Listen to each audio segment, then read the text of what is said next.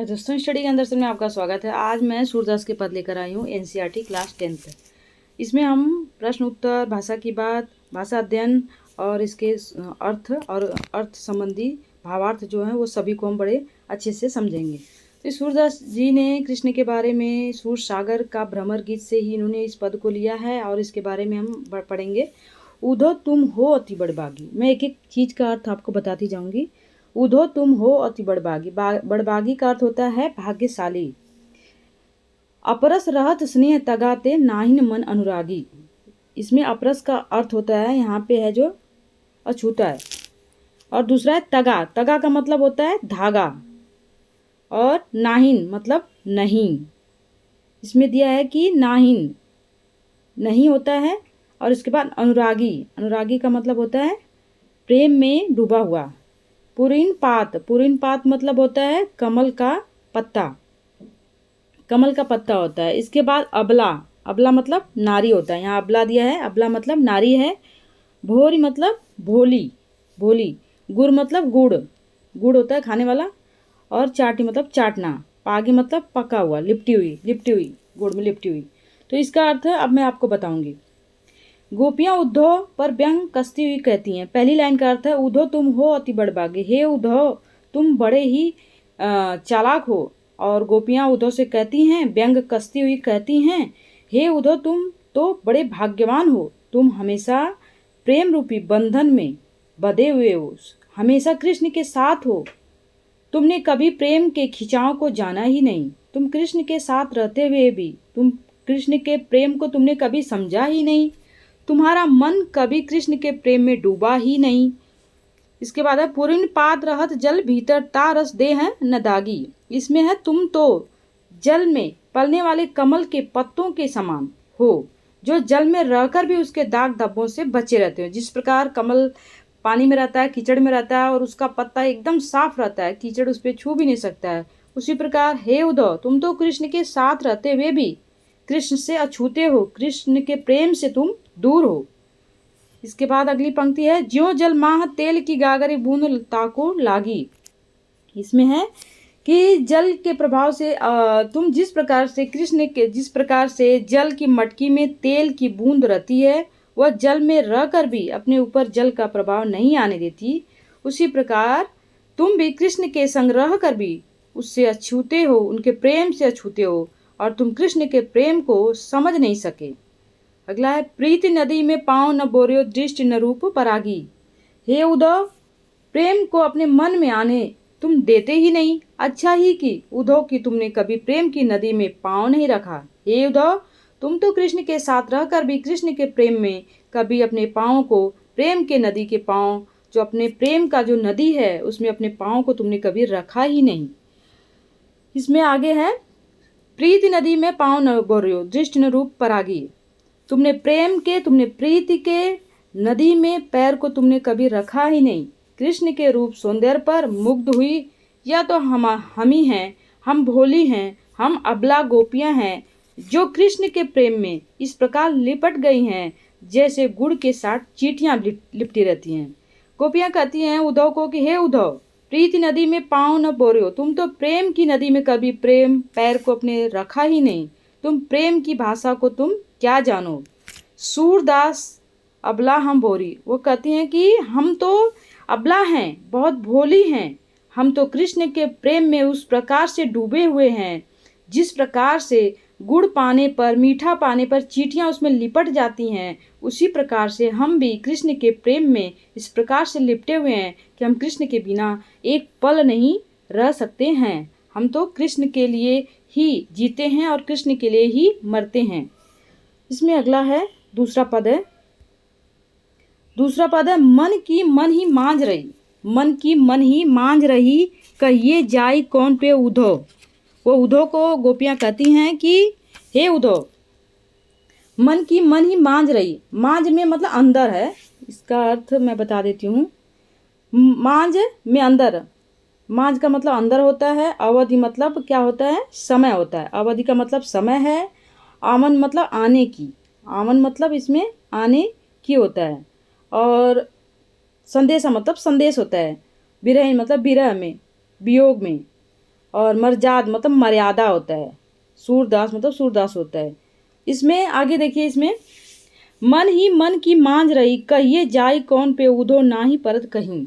इसमें है मन की मन में मांझ रही। विरह व्यथित गोपियां कृष्ण के मित्र उद्धव से उलाहना देती हैं, शिकायत करते हुए कहती हैं, हे उद्धव, हमारे मन की जो प्रेम भावना है हमारे मन में ही रह गई है। हमें कृष्ण के प्रेम नहीं मिला है। हम कृष्ण का प्रेम चाहते हैं, लेकिन हमें कृष्ण का प्रेम अभी तक मिला नहीं है। हम उसके अभाव में हैं। हम अपनी भावना व्यक्त कर सकें। अब तुम ही बताओ, हम अपनी यह व्यथा किसे जाकर कहें, प्रेम की पीड़ा किसे जाकर कहें। कहिए जाई कौन पे उद्धव, हे उद्धव, हम किसको अपने कहिए मतलब कहना, हे उद्धव जाकर कहना अपने कृष्ण से कि हम प्रेम की व्यथा किससे कहें। ना ही परत कहीं अवधि आधार, आस आवन की तन मन बिथा सही। वह कहती हैं, उद्धव को उलाहना देती है कि तो हमारे जो मन की जो व्यथा है हम जाकर किससे कहें। प्रेम की पीड़ा को कहाँ भी तो नहीं जा सकता। हम अब कृष्ण के आने की अवधि मतलब समय को अपने प्राणों का आधार बनाए हुए हैं। इसी आशा में हम तन और मन व्यथा सह रही हैं। गोपियाँ कहती हैं कि अवधि मतलब समय, आधार, हम कृष्ण के समय आधार बनाकर हम उनके तन से मन से उनके आने का इंतजार कर रहे हैं। हे उद्धव, जाकर तुम कह देना। परंतु अब तुम्हारे द्वारा दिए गए इस योग संदेश को सुन सुनकर हमारा विरह व्यथा भड़क उठी है। वो कहती, अब इन योग संदेशन सुनी सुनी विरहीन विरह दही। मतलब योग संदेश मतलब योग का संदेश, विरह का संदेश, बिछुड़ने का संदेश। हे उद्धव, अब हमें तुम्हारे योग का संदेश नहीं चाहिए। हमें तो अब तुम्हारे संदेश को सुन सुनकर हमारी जो विरह व्यथा है और भड़क उठी है। अब और हम नहीं सुनना चाहते। हम विरह की ज्वाला में जली जा रही हैं। हमारा दुर्भाग्य देखो, हम जिधर से अपनी रक्षा के लिए सहारा चाह रही थी उधर से ही योग साधना की धारा बही चली आ रही है। चाहती हुती गुहार जितही ते उतते धार बही। चाहते हम तो चाहते थे कि जिधर से गुहार आएगी, जिधर से प्रेम की एक साधना की एक धारा आएगी हमारे रक्षा के लिए, वहाँ से तो अब योग संदेश आ रहा है। ते उतते धार बही, उत धार बही मतलब उस दिशा से वियोग की धार आ रही है। हम तो सोच रहे थे जिस दिशा से कृष्ण गए थे उस दिशा से हमारे प्रेम का कोई संदेश आएगा। सूरदास अब धीर धरई क्यों मर जाद। इसमें है सूरदास अब धीर धरई क्यों मर जाद न लहीस।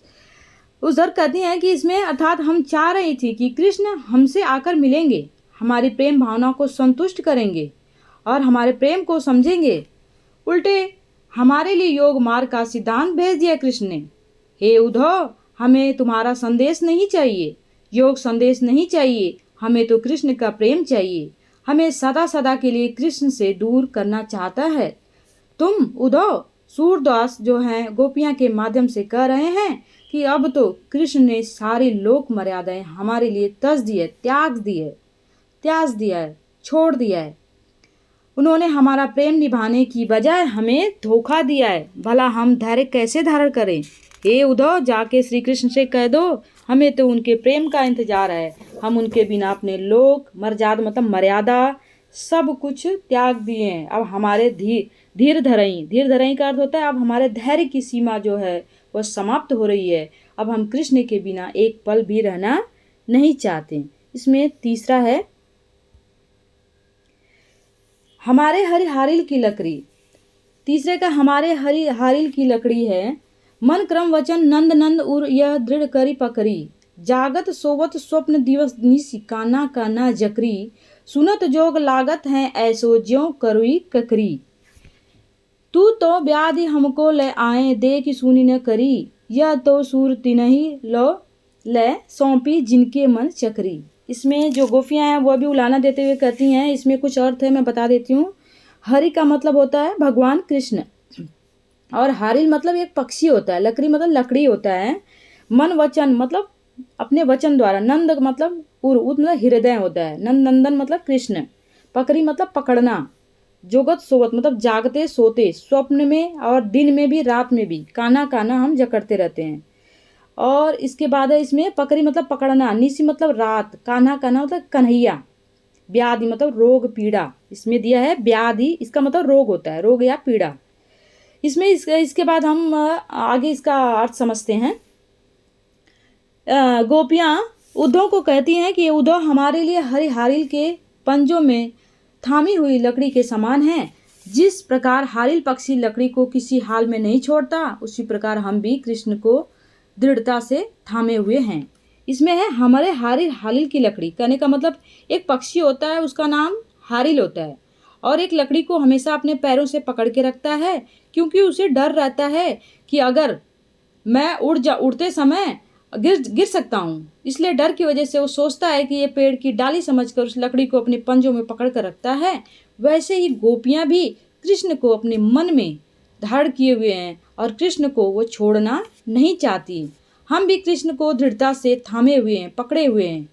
हमने मन से, कर्म से, वचन से कृष्ण को हृदय में बसाया हुआ है। गोपियाँ कहती हैं कि हम मन से भी, वचन से भी नंदन मतलब कृष्ण को, और मतलब हृदय में हम उन्हें बसाए हुए हैं, पकड़े हुए हैं, उन्हें जकड़े हुए हैं। जागत सोवत स्वप्न दिवस निशी, मतलब हम जागते समय, स्वप्न में भी, दिवस मतलब दिन में भी, निशी मतलब रात में भी, हम तो कान्हा कान्हा हमेशा रात दिन करते रहते हैं। हम कन्हैया के बिना बिल्कुल भी नहीं रह सकते हैं। हम तो कन्हैया की रट लगाए रहते हैं। जब तुम्हारे मुंह से योग साधना की बात सुनते हैं हम, तो तुम्हारा यह संदेश हमें कैसा लगता है? यहाँ पे दिया है कि कड़वी ककड़ी के समान लगता है। सुनत जोग लागत है, ऐसो ज्यों कड़वी ककड़िया। तुम्हारा तो हमें योग संदेश सुनते ही कड़वी ककड़ी के समान लगता है। हम तुम्हारा यह योग संदेश बिल्कुल भी सुनना नहीं चाहते। सू तो ब्याधि हमको ले आए, देख सुनी न करी, यह तो सूर तिनहि ले सौंपो। आगे इसमें, जब हम तुम्हारे मुंह से योग साधना की बात सुनते हैं, तो तुम्हारा यह संदेश हमें कड़वी ककड़ी के समान लगता है और रुचिकर लगता है, बिल्कुल पसंद नहीं आता। तुम तो हमारे लिए ऐसी बीमारी ले आए जो हमने न तो कभी देखी और न हमने कभी सुनी थी। इसका व्यवहार करके देखा। गोपियां कहने लगी, उद्धव तुम यह योग साधना का संदेश उन लोगों को जाकर दे दो जिनके हृदय में भटकन है, जिनका मन चक्री के समान है, जिनका मन यहाँ वहाँ घूमता है। चक्री का अर्थ होता है जिसका मन चंचल हो, मन में चक्कर या दुविधा बनी हो, जिसका मन स्थिर न हो। तो वह कहती हैं कि हे उद्धव, तुम इस संदेश को ले जाकर जिनका मन चक्री के समान घूमता हो, जिनका मन दुविधा में हो, उन्हें यह संदेश दो। हमें इस संदेश की जरूरत नहीं है। जिनकी कोई आस्था नहीं है, हम तो पूर्ण रूप से कृष्ण के दीवानी हैं। हम यह योग संदेश क्या करेंगे? तुम उन्हें ले जाकर सुनाओ जिनका मन चंचल है, चक्री के समान है। तो इसमें चौथा पद है, हरि हैं राजनीति पढ़ियाएं। हरि हैं, हरि मतलब कृष्ण होता है, हरि का अर्थ होता है कृष्ण होता है। पढ़ियाएं मतलब पढ़ना होता है। समुझी मतलब समझना। और मधुकर के समाचार, मधुकर भ्रमर व भौरा उद्धव को कहा गया है। समाचार का मतलब समाचार होता है। चतुर मतलब चालाक होता है। होते थे होता है पढ़ाए मतलब पठाए मतलब भेजें। और इसके बाद बुद्धि होता है। जोग संदेश मतलब योग का संदेश। उद्धव भले लोग आगे पर हित डोलत। इसमें जो है आगे और हित मतलब दूसरों की भलाई। वो दूसरों की भलाई करते हैं। कौन करता है दूसरों की भलाई? कृष्ण करते हैं। तो वो कहते हैं कि वो दूसरों की भलाई करते हैं, हित करते हैं। और जाए सताई मतलब सताया जाना। तो इसमें इसका अर्थ करते हैं हम आगे। समझी बात कहत मधुकर के समाचार सब के। हाँ, इसमें है अगला, हरि जानी पड़ी। हाँ, हरि हैं राजनीति पढ़ियाएं।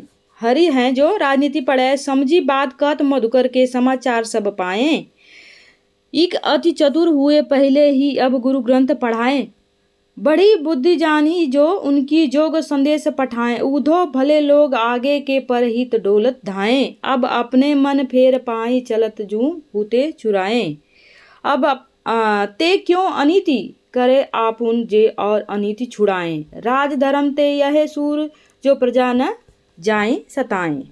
तो इसका जो अर्थ है, अब हम इसका अर्थ करेंगे।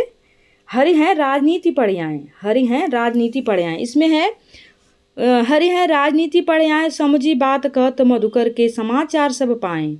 गोपियां उद्धव से कहती हैं, उद्धव लगता है श्री कृष्ण राजनीति पढ़ लिए हैं।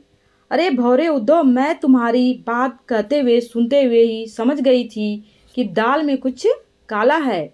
मधुकर मधुकर मतलब भौरे, तुम्हारे बात को, तुम्हारे समाचार को सुनकर मैं समझ गई थी कि तुम्हारे मन में कुछ काला है। इति अति चतुर होते पहले ही अब गुरु ग्रंथ पढ़ाए। तुम तो वैसे भी बहुत चतुर हो। अब हम समाचार जान गए हैं और हम कृष्ण की छल भरी राजनीति भी समझ गई हैं।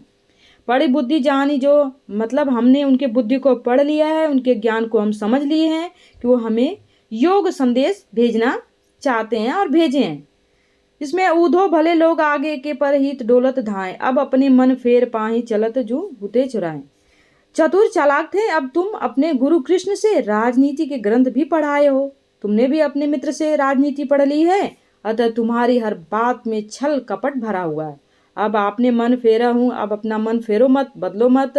क्यों अनीति करे आप अनुजे और अनीति छुड़ाएं। अब हमें पता चल गया है कि कृष्ण जो है वह छल कर रहे हैं, हमारे साथ कपट कर रहे हैं। वाह, हम कृष्ण की बुद्धि का बड़प्पन भी मान गए। उन्होंने हमारे लिए योग संदेश भेजकर कितनी समझदारी की है। क्या उन्हें लगता है कि हम योग संदेश सुनकर कृष्ण को भूल जाएंगे? ऐसा कभी नहीं हो सकता। हम कृष्ण को कभी नहीं भूल सकते। हम मूर्ख नहीं हैं। उद्धव, पहले बड़े लोगों की यह रीति होती थी कि औरों की भलाई के लिए वह दौड़ते थे, परंतु अब तो विश्वास है कृष्ण पर। चलो, कम से कम अब हमें हमारा मन तो वापस मिल जाएगा, जिसे कृष्ण यहाँ से लेकर गए थे, हमारे मन को, हमारे हृदय को चुरा कर। परंतु हमें यह समझ नहीं आता कि जो कृष्ण औरों को अन्याय से बचाते हैं, औरों को न्याय दिलाते हैं, वे स्वयं हम पर इतना अत्याचार क्यों करते हैं? वे हमें अपना प्रेम न देकर योग संदेश क्यों भेज रहे हैं? सूर के शब्दों में गोपियां कहती हैं, उद्धव, राजधर्म तो यही कहता है कि एक राजा का यह कर्तव्य होता है कि वह अपनी प्रजा को सताना नहीं चाहिए। कृष्ण को जाकर कहो अपना योग संदेश वापस ले लें और अपने दर्शन दे दें। गोपियां अंत में यही कहती हैं कि जाकर उद्धव कह दो कि हमें उनका योग संदेश नहीं चाहिए, हमें कृष्ण का दर्शन चाहिए, हम कृष्ण से मिलना चाहते हैं। कृष्ण को मिलने के लिए जाकर बोलो। यह है पहला प्रश्न है, गोपियों द्वारा उद्धव को भाग्यवान कहने में व्यंग निहित है। उत्तर है, गोपियों द्वारा उद्धव को भाग्यवान कहने में वक्रोक्ति है। वे दिखने में प्रशंसा कर रही हैं, किंतु वास्तव में कहना चाह रही हैं, तुम बड़े अभागे हो, प्रेम के अनुभव नहीं कर सके, न किसी को के हो सके, न किसी के को अपना बना सके। वह कहती हैं कि तुम तो बड़े अभागे हो उद्धव, ना तुम प्रेम को पा सकते हो, ना किसी को प्रेम दे सकते हो। मतलब कृष्ण के साथ रहकर भी तुम प्रेम से अछूते हो। प्रेम का आनंद जाना ही नहीं तुम्हारा दुर्भाग्य है। तुम्हारा दुर्भाग्य है कि तुम प्रेम को समझ ही नहीं पाए और कृष्ण के साथ रहकर उनके प्रेम को नहीं तुमने कभी समझा, ना उनके प्रेम को कभी तुमने जाना। उद्धव के व्यवहार की तुलना किस से की गई है? दो वस्तुओं से की गई, कमल के पत्ते से की गई है। और कमल के पत्ते से पानी में रहकर भी वह गीला नहीं होता है। तेल में डूबी गागर जो होती है वह तेल के कारण पानी से गीली नहीं होती है। एक तो कमल के पत्ते से तुलना की गई है उद्धव की, और दूसरा तुलना जो है तेल में डूबी हुई जो गागर होती है, जो मटका होता है, जो घड़ा होता है, उससे की गई है। प्रश्न 3 है इसमें, गोपियों ने किन किन उदाहरणों के माध्यम से उद्धव को उल्हाना दिए?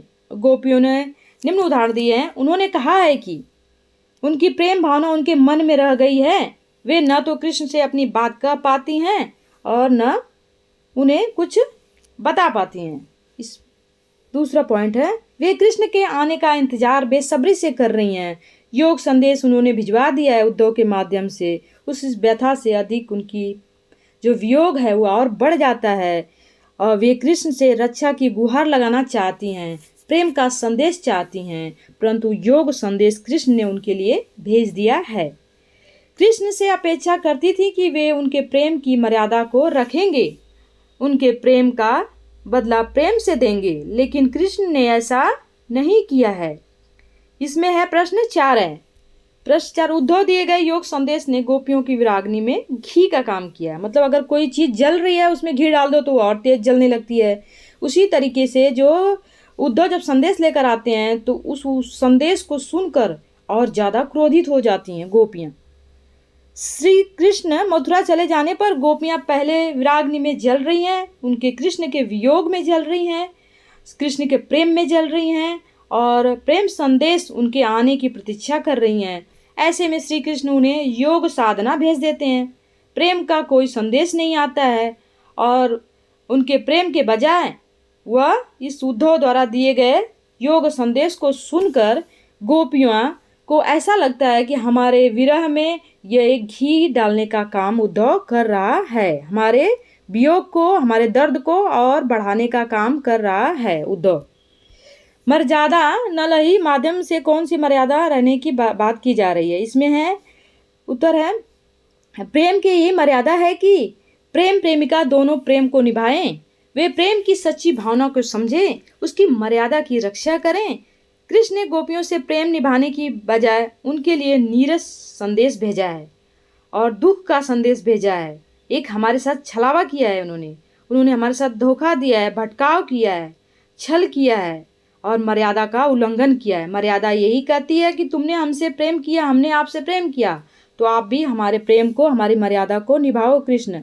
लेकिन कृष्ण ने योग संदेश भेजकर हमारे साथ छल किया है, धोखा दिया है। प्रश्न 6 है, कृष्ण के प्रति अपने अनन्य प्रेम को गोपियों ने किस प्रकार अभिव्यक्त किया है? इसमें है गोपियां जो है कृष्ण से प्रेम जो है वे अपनी स्थिति गुड़ में लिपटी हुई जो चींटियां होती हैं उससे करती हैं, जो किसी भी दशा में कृष्ण के प्रेम से दूर नहीं रहना चाहती। जैसे गुड़ से चींटियां नहीं दूर रहती हैं, उसी प्रकार कृष्ण के प्रेम से गोपियां दूर नहीं रहना चाहती हैं। वे कृष्ण को हारी लकड़ी के समान समझती हैं। जैसे एक पक्षी होता है, वो लकड़ी को हमेशा पकड़ कर उड़ता है, वैसे ही कृष्ण जो है, कृष्ण को वो लोग भी पकड़ी हुई हैं, अपने हृदय में बसाई हुई हैं। श्री कृष्ण के मन में, कर्म में और वचन में हर जगह अपने हृदय में बसाई हैं गोपियां। वे सोते समय, जागते समय, दिन रात कृष्ण का जाप करती हैं। कृष्ण के प्रेम में योग संदेश उनको कड़वी जैसा लगता है, कड़वी ककड़ी की तरह लगता है। जब उद्धव संदेश देते हैं तो वह संदेश उन्हें कड़वा लगता है। प्रश्न 7, गोपियों ने उद्धव से योग की शिक्षा कैसे लोगों को देने की बात की है? वह कहती हैं कि तुम्हें योग संदेश अगर देना ही है तो तुम जाकर ऐसे लोगों को दो जिनका मन स्थिर है, जिनका हृदय कृष्ण के प्रति सच्चा प्रेम नहीं करता, उन्हें जाकर दो। जिनके मन में भटकाव है, जिनके मन में दुविधा है, भ्रम है और जिनका मन चक्री की तरह घूमता रहता है, उन्हें यह योग संदेश जाकर दो। हमारा मन तो हमारे मन में, हमारे वचन में, हमारे हृदय में दिन रात कृष्ण का वास है। प्रश्न 8 है, प्रस्तुत पदों के आधार पर गोपियों का योग साधना के प्रति दृष्टिकोण। सूरदास द्वारा रचित ये पद जो है वह गोपियों के कृष्ण के प्रति एक निष्ठ प्रेम है, भक्ति है, स्नेहमय है, प्रकट है। किसी अन्य का असर अप्रभावित रह जाता है। गोपियों पर श्री कृष्ण के प्रेम का ऐसा रंग चढ़ा है कि कृष्ण का भेजा योग संदेश कड़वी ककड़ी जैसा लगता है, रोग के समान लगता है, जिसे वे किसी भी दशा में अपनाने को तैयार नहीं है। उन्हें योग संदेश नहीं चाहिए। हे उद्धव, जाकर कह दो हमें तो कृष्ण का प्रेम चाहिए। अगर कृष्ण हमें नहीं मिलेंगे तो हम ऐसे ही कृष्ण के वियोग में तड़पते रह जाएंगे। गोपियों के अनुसार राजा का धर्म क्या होना चाहिए? गोपियां यही कहती हैं कि हे उद्धव, जाकर कह दो, हे उद्धव, राजा अगर होते हैं, कृष्ण अगर राजा हैं तो उनको अपनी प्रजा का दुख सुख का ध्यान रखना चाहिए। राजा का धर्म यह होता है कि वह अपनी प्रजा को अन्याय से बचाए, उन्हें न्याय दे, उन्हें सताए नहीं। वह कहती हैं कि वो तो हमें सता रहे हैं, अगर वो राजा हैं तो हमारे साथ न्याय करें। प्रश्न 10 है, गोपियों को कृष्ण के ऐसे कौन से परिवर्तन दिखाई दिए जिनके कारण वे अपना मन वापस पा लेने की बात कहती हैं? वह कहती हैं, गोपियां कहती हैं कि कृष्ण का जो प्रेम है अब राजनीति पढ़ लिए। कृष्ण तो जाकर राजनीति पढ़ चुके हैं, उनके व्यवहार में अब छल आ गया है, कपट आ गया है। कृष्ण को अब प्रेम की मर्यादा का पालन नहीं आता है। कृष्ण जो है अब तो राजधर्म भूलते जा रहे हैं, अपने प्रजा के साथ न्याय कैसे करना है यह भी भूल चुके हैं। हम तो उनकी प्रजा हैं, हमें प्रेम चाहिए पर हमें न्याय नहीं मिलता है। दूसरों के अत्याचार को छुड़ाने के लिए कृष्ण अब स्वयं अनीति पर उतर आए हैं। जाकर कह दो उद्धव। प्रश्न 11 है, गोपियों ने अपने वाक्य चातुर्य के आधार पर ज्ञानी उद्धव को परास्त कर दिया। उनके वाक्य चातुर्य की विशेषता है इस प्रकार। गोपियाँ वाक्चतुर्य में बताने की बात करती हैं कि वह यहाँ तक कि ज्ञानी उद्धव उनके सामने गैंगे होकर वह खड़े हैं, चुपचाप होकर खड़े हैं। उन्हें समझ में नहीं आता है गोपियों के हृदय में कृष्ण का प्रेम सच्चा ज्वार है, यही उमड़ाव है, यही जबरदस्त आवेग है। यही उद्धव को बोलती बंद कर देती हैं और सच्चे प्रेम में इतनी शक्ति होती है कि बड़ा से बड़ा ज्ञानी भी उसके सामने घुटने टेक देता है। हे उद्धव, कृष्ण से जाकर कहना हम तो सच्चे प्रेमी हैं, हमारे हृदय में, हमारे मन में, हमारे वचन में दिन रात हम तो कृष्ण से प्रेम करते हैं, हमें न्याय चाहिए। कृष्ण को कहना कि राजधर्म का पालन करें और न्याय हमारे साथ करें। प्रश्न 12 है, संकलित पदों को ध्यान से इसमें पढ़ना है और सूर के भ्रमर गीत की मुख्य विशेषता हमें बताना है। इसमें है सूर के भ्रमर गीत में विरह व्यथा मार्मिक वर्णन किया गया है और जो सगुण ब्रह्म की सराहना है। इसमें गोपियों के माध्यम से उपलम्ब है, व्यंग है और वाक्पटुता है, भाव मुखरित हुआ है। गोपियों का कृष्ण के प्रति एक निष्ठ प्रेम का प्रदर्शन है। उद्धव के ज्ञान पर गोपियां वाक चातुर्य प्रेम की विजय का चित्रण करती हैं। पदों में गे है, गे मतलब गाने वाला पद है, संगीतात्मक है, संगीत का गुण भी इसमें पाया जाता है। इस तरीके से गोपियां कहती हैं। इसमें रचना और अभिव्यक्ति के भी क्वेश्चन है। गोपियां उद्धव के सामने तरह तरह के तर्क देती हैं। उत्तर है, गोपियां उद्धव, यदि यह योग संदेश इतना ही प्रभावशाली है तो कृष्ण से इसे जाकर कह दो ना कि कुब्जा को क्यों नहीं सुना देते हैं। कृष्ण को तो कुब्जा से प्रेम है, हमसे तो प्रेम नहीं। तुम यूं करो, यह योग कुब्जा को जाकर दे दो। उद्धव, बताओ जिसकी जुबान पर मीठी खांड का स्वाद चढ़ गया हो वह योग रूपी निबौरी कैसे खा सकता है। फिर यह भी तो सोचो कि योग मार्ग कठिन है, इसमें कठिन साधना करनी पड़ती है। गोपियों को कोमल शरीर वाली, मधुर मन वाली हमसे यह कठोर साधना कैसे सह पाएंगे। यह हमारे लिए मार्ग असंभव है, यह हमसे नहीं हो सकता। उद्धव ज्ञानी थे। 14 प्रश्न है, ज्ञानी थे और नीति की बातें जानते थे। गोपियों के पास ऐसी कौन सी शक्ति थी जो उनके वाक चातुर्य में मुखरित हो रही थी। गोपियां इसमें है, उद्धव ज्ञानी थे, नीति की बातें जानते थे, परंतु व्यावहारिकता का अनुभव नहीं था। गोपियों ने जान लिया था कि उद्धव को श्री कृष्ण से अनुराग नहीं है, इसीलिए उन्होंने कहा था प्रीति नदी में पाँव न बोरियो। उद्धव के पास प्रेम का मतलब ही नहीं समझते, प्रेम का कोई जवाब ही नहीं है। इससे गोपियों का वाक चातुर्य मुखरित होता है और गोपियां बड़ी चतुरता से उद्धव के प्रश्नों का जवाब देती हैं। गोपियां कृष्ण के प्रति असीम अथाह लगाव रखती हैं, जबकि उद्धव को प्रेम जैसी भावना का मतलब ही नहीं समझ में आता। उद्धव को इस स्थिति में चुप देखकर उनकी वाक चातुर्य भी मुखरित होता है। प्रश्न 15 है, गोपियों ने यह क्यों कहा कि हरि अब राजनीति पढ़ाएं। क्या आपको गोपियों की इस कथन का विस्तार समकालीन राजनीति से नजर आता है? अवश्य आता है। इसमें है, जब गोपियों ने देखा कि कृष्ण की वे बहुत समय से प्रतीक्षा कर रही हैं, वे नहीं आते हैं, उसकी जगह कृष्ण दूर जा रहे हैं उनसे और ऊपर से संदेश भी भेज रहे हैं, योग संदेश भेज रहे हैं। उन्हें इसमें कृष्ण की एक चाल नजर आती है और अपने साथ छल समझने का वह सोचती हैं कि वह कृष्ण हमारे साथ छल कर रहे हैं। इसीलिए उन्होंने आरोप लगाया कि हरि अब राजनीति पढ़ ली हैं, अब उन्हें ये सब चीज़ों से कोई मतलब नहीं है। आज राजनीति तो सिर पर तक चल रही है, हर जगह। आज की वर्तमान की राजनीति तो ऐसी हो गई है कि लोगों में छल है, कपट है, भेदभाव है, धर्म अत्याचार है और भ्रष्टाचार है। इतनी सारी चीज़ें बढ़ गई हैं कि लोग राजनीति में गद्दी को पाने के लिए किसी भी हद तक राजनेता जा सकते हैं। यह तो वर्तमान में आप देख ही रहे हैं कि राजनीति को पाने के लिए किसी भी हद तक लोग जा सकते हैं। जो आज के राजनेता के वायदे हैं, जब कोई भी चुनाव होता है तो बड़े बड़े वादे करते हैं, बड़े बड़े प्रस्ताव रखते हैं, लेकिन जब चुनाव बीत जाता है तब इसके बाद वह अपना दर्शन भी नहीं दिखाते हैं और इसके बाद 5 साल वह राज करते हैं। चुनाव जब फिर से आता है, फिर से बड़ी बड़ी बातें, लुभावनी बातें प्रचार प्रसार के माध्यम से, टीवी के माध्यम से, आजकल तो समाचार मीडिया भी झूठ बोलने लगी है, सच को छुपाने लगी है। जिसकी सरकार है उसकी वह सुनाती है। तो ये छल कपट आज भी बहुत ज़्यादा बढ़ गया है। Thank you for the watching. अगर वीडियो पसंद आए तो लाइक शेयर सब्सक्राइब कीजिए।